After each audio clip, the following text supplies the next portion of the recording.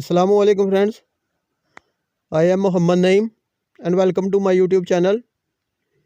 Today we will discuss about F3 error, why this error is coming and how to trace and troubleshoot this error.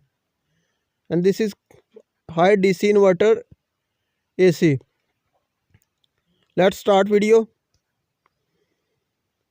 Here is two connector who's located on our air conditioning power module. One is called module power and the second one is called module common. And also it's connected on our outdoor main PCB. Here you can watch written module power and the second one is called module common.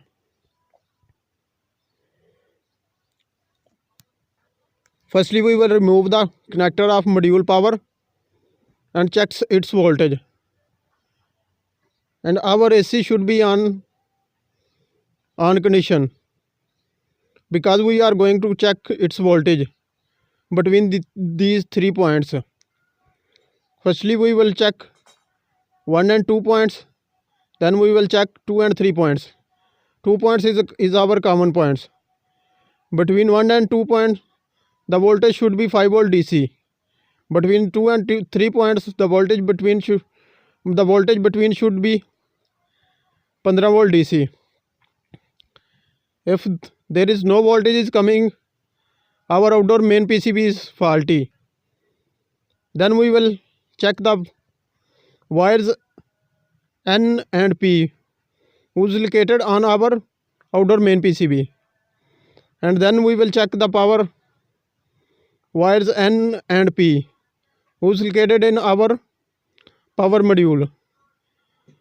If these wires are loose, tighten them.